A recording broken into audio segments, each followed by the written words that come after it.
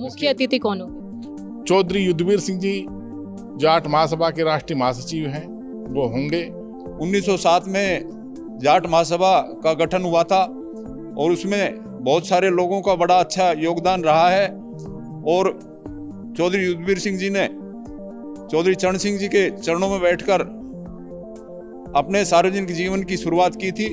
चौधरी युद्धवीर सिंह जी सहरावत जी आएंगे और उनके सानिध्य में एक बहुत बड़ी यहाँ पर डिसीजन होंगे सामाजिक कुरीतियों को दूर करने का। को सम्मिलित हरियाणा में एक लिंगानुपात की भी बड़ी प्रॉब्लम आ रही है। हाँ, हरियाणा में वास्तव में लिंगानुपात की बड़ी प्रॉब्लम है। तो मैंने वहाँ ऑब्जर्व किया कि आज के दिन 70 से 80% लड़के और लड़कियाँ सिगरेट शराब के नशे में आ चुके हैं।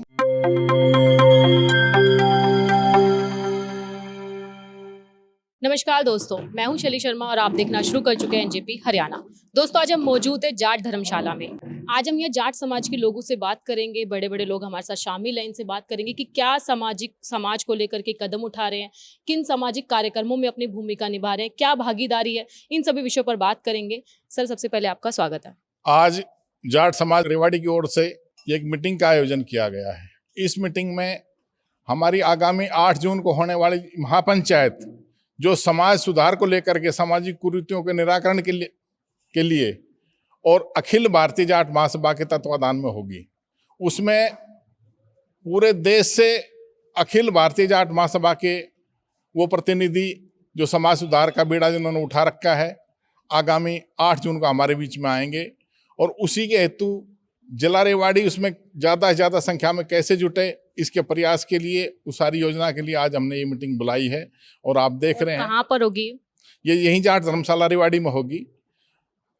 आज जाट समाज के आप प्रतिनिधियों को देख रहे हैं कि उत्साह है उस पंचायत को लेकर के। और जाट समाज जो घरों में बैठा है, जो गांव में बैठा है, जो अपने कृषि कार्य में व्यस्त है, उसको भी इस जाट समाज रेवाड़ी से एक उम्मीद है कि यदि समाज सुधार होता है, समाज की कुरीतियों पे अंकुश लगता है, तो निश्चित रूप से एक सभ्य समाज का निर्माण होगा और समाज ठीक दिशा में होगा, जिसका पूरे देश में कहीं ना कहीं उसकी सहभागिता होगी और उसका योगदान रहेगा। जाट समाज सदैव इस देश में अपनी भूमिका निभाता रहा है। जाट समाज एक सशक्त समाज होने के कारण और यहाँ पूरी हमारी जो ना हरियाणा, उत्तर प्रदेश, पंजाब, राजस्थान में एक अच्छी संख्या में है और जो बड़ी संख्या में होता है, निश्चित रूप से उसमें छोटी मोटी कुरीतियां आया करती है। और उन्हीं कुरीतियों के निराकरण के लिए ये 8 जून की जो पंचायत रखी है अखिल भारतीय जाट महासभा के तत्वाधान में, उसकी तैयारी के लिए ये है और ये हमारी पंचायत सफल होती है। इसके लिए जाट समाज रेवाड़ी, मुख्य अतिथि कौन होंगे? चौधरी युद्धवीर सिंह जी जाट महासभा के राष्ट्रीय महासचिव हैं, वो होंगे मुख्य अतिथि। और अपने सूरत सिंह जी यहाँ जो जाट समाज रेवाड़ी के हैं, इनने अच्छा प्रयास किया है ये कि भाई जाट समाज रेवाड़ी में सुधार की आवश्यकता है। सर, आपका नाम बताइए। मैं सूरत सिंह, प्रधान जाट समाज जिला रेवाड़ी। जो समाज के लिए आप कार्य करने वाले हैं, जिन सामाजिक कुरीतियों को दूर करने वाले, वो क्या क्या है? देखिए, समाज में समय समय पर कुरीतियाँ जो ज़्यादा बढ़ जाती हैं और उन पे अंकुश लगाने की ज़रूरत समाज महसूस करता रहता है। आज हम देख रहे हैं कि हम कहाँ बढ़ रहे हैं, हम अपने बच्चों के लिए क्या छोड़कर आगे बढ़ रहे हैं। आज युवा पीढ़ी का अमर्यादित जीवन शैली कहीं ना कहीं सार्वजनिक जीवन के लिए कुछ समस्याएं जो हैं उनमें ऐसा लगता है बहुत पीड़ा होती है और उनमें सुधार करने की महती आवश्यकता है। हम समझते हैं कि 8 जून को जो हमारे अखिल भारतीय जाट महासभा के राष्ट्रीय महासचिव चौधरी युद्धवीर सिंह जी जो हमारे मुख्य अतिथि होंगे, उनके बहुत अच्छे विचार हैं, बहुत सुलझे हुए आदमी हैं। 1907 में जाट महासभा का गठन हुआ था और उसमें बहुत सारे लोगों का बड़ा अच्छा योगदान रहा है और चौधरी युद्धवीर सिंह जी ने चौधरी चरण सिंह जी के चरणों में बैठकर अपने सार्वजनिक जीवन की शुरुआत की थी, तो हम समझते हैं उनसे हमारे समाज को प्रेरणा मिलेगी और हम समाज को एक अच्छी दिशा दे पाएंगे। यही हमारा प्रयास है और इसके लिए हम आज अपने समाज के प्रबुद्ध लोग हैं उनको यहाँ बुलाया गया था कि 8 तारीख को ज़्यादा से ज़्यादा लोग हम यहाँ एकत्रित हों और समाज में एक अच्छा मैसेज जाए और हम समाज को एक अच्छी दिशा दे सकें। यही हमारा प्रयास है। ठीक है, थैंक यू। मैम, आपका नाम बताइए। मैं सुमन गुलिया। और मैम, किन सामाजिक कुरीतियों को लेकर के, किन बड़ी सामाजिक जो समाज में कुरीतियां, उन पे काम करने वाली क्या क्या है वहाँ? देखिए, सभी को विदित है वैसे कि समाज में कितनी सामाजिक बुराइयां हैं, सभी को विदित हैं, लेकिन हमारा समाज इसके लिए ठोस कदम उठाने जा रहा है। और 8 जून को हमारे मुख्य अतिथि चौधरी युद्धवीर सिंह जी सहरावत जी आएंगे और उनके सानिध्य में एक बहुत बड़ी यहाँ पर डिसीजन होंगे सामाजिक कुरीतियों को दूर करने का। और वो सामाजिक कुरीतियां हैं, एक तो सबसे पहले नशाखोरी, दहेज प्रथा, ये इस तरह की अन्य सामाजिक कुरीतियां हैं जिसके लिए जाट समाज रेवाड़ी प्रयास कर रहा है कि इन कुरीतियों को दूर करें और एक सभ्य समाज का निर्माण करें और सभ्य समाज के साथ साथ एक देश का निर्माण करें। क्योंकि एक व्यक्ति के विकास में ही पूरे परिवार का विकास संभव होता है और व्यक्तित्व का विकास ही देश का विकास कर सकता है।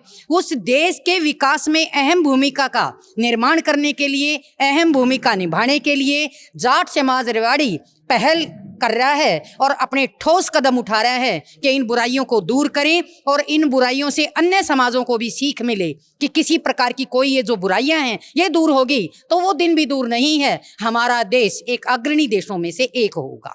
एक कम उम्र शादी करने का भी एक बड़ा, उसके लिए भी एक जो हमारे रूल रेगुलेशन बने हुए हैं कि एक लड़की की जो आयु है वो 18 वर्ष होनी चाहिए और लड़के की आयु 21 वर्ष होनी चाहिए। तो उसके लिए जो हमारा समाज प्रयास करेगा उसमें पंचायत वगैरह हम गांव-गांव जा कर के उनको संदेश देंगे कि कम से कम हम अपने रूल रेगुलेशन को ध्यान में रखते हुए एक ऐसी बच्ची की जो शादी का मतलब नहीं समझती उनकी शादी ना करें। कम से कम 18 वर्ष की जो आयु सीमा रखी गई है उसको ध्यान में रखते हुए उसकी शादी की जाए ताकि वो अपने घर परिवार को अच्छी तरह से संभाल सके और बहुत सारी बीमारियों से भी उसका बचाव हो जाता है। अगर हम कम उम्र में शादियां करते हैं तो बच्ची कहीं ना कहीं बीमारियों से ग्रसित होती हैं। ऐसा संदेश भी हम अपने समाज को देंगे। एक नशे को लेकर के भी आप बता रहे थे। बिल्कुल, नशा तो एक पहली चीज है जो कि हमारे समाज को, हमारे देश को एक इतनी धरातल पर लाता जा रहा है कि देश तो क्या एक परिवार नहीं बच सकता एक नशेड़ी की वजह से। जब घर में एक नशाखोर कोई भी हो जाता है, घर नहीं बच पाता, तो वो समाज या वो देश कैसा निर्माण होगा, देश एक अच्छा कैसे बन सकता है। और सभी समाज को हम साथ लेकर के चलने के मुहिम भी एक दिन चलाएंगे। आप बताइए क्या कहना चाहते हैं, जाट समाज किन मुद्दों को लेकर काम करता है? मैं अजीत सिंह रिटायर्ड टीचर हूँ। जाट समाज आज ये चाहता है कि जैसे आज जो है जितना पिछड़ापन यहाँ है उसको दूर करके हम अपने आने वाली पीढ़ियों को उन्नत करें और इस देश के निर्माण में जाट समाज ने वैसे तो हर समय कदम उठाए हैं और अच्छा योगदान दिया है। हम ये चाहते हैं कि जाट समाज पुनः इस देश को उन्नत करने में और इसको और भी अधिक विकसित करने में अपना संपूर्ण योगदान दे। को सम्मिलित हरियाणा में एक लिंगानुपात की भी बड़ी प्रॉब्लम आ रही है। हाँ, हरियाणा में वास्तव में लिंगानुपात की बड़ी प्रॉब्लम है। आज देखते हैं कि 1000 बच्चों के पीछे 800, 850 या 800 पौने 900 के करीब बच्चियां पैदा होती हैं। इससे आने वाले समाज में जो है ना बुराइयां भी फैलती हैं, कुरीतियां भी हैं। समाज ने, आप अगर पीछे से चलो इतिहास में देखो तो प्राचीन काल से ही हमारे खाप पंचायतें रही हैं जो अलग अलग जो है गोत्र के लोगों की पंचायतें बनी हैं और उन्होंने समाज को उन्नत करने के लिए हमेशा अपना प्रयास किया है, अच्छे सुझाव दिए हैं। तो आज भी हमारा यही प्रयास है कि हम इस भारतवर्ष की पूरी जनता को ये संदेश दें कि देश की जो फैली हुई कुछ बुराइयां हैं समाज में, जो प्राचीन काल में भी थी, हर समाज में होती हैं, उनको दूर करने का प्रयास करें और देश को उन्नत करने के लिए हम अपना संपूर्ण योगदान दे सकें। आप बताइए, आप क्या कहना चाहते हैं? मैं हंसराज जाट समाज रेवाड़ी का सचिव हूँ। जो प्रधान सूरज सिंह जी और जो जाट समाज के हमारे सदस्य हैं लगभग 1100, उनने मिलके जो एक ये सोच रखी है अपनी कि भाई हम 8 तारीख को असम्बल हो, मैक्सिमम हो।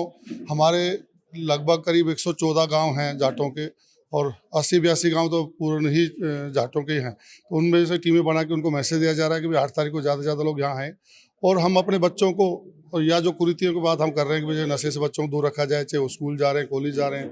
एक पेरेंट्स को बच्चे के साथ फ्रेंडली भी रहना चाहिए, तभी उसका देख रेख हो सकती है।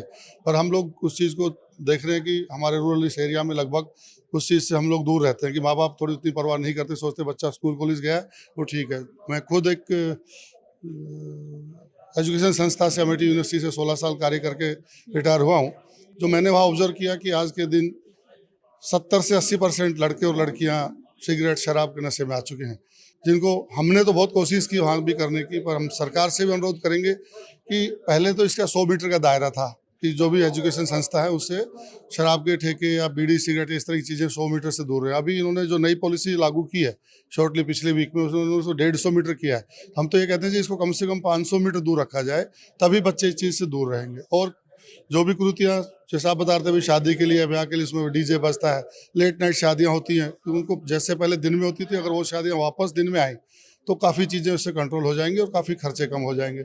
ऐसे मृत्यु भोज के लिए भी कंट्रोल किया जाए तो उससे अच्छा कि किसी भी समाज में आप एजुकेशन संस्था में हेल्प कर दो, गरीब बच्चों की शादी कर दो, बशर्ते कि आप वहाँ पे 500-700 हज़ार आदमियों को खाना खिलाते हो और अपना पैसे का दुरुपयोग करते हो। मेरा सुझाव यही है कि इस चीज़ों को रोका जाए। Thank you so much sir.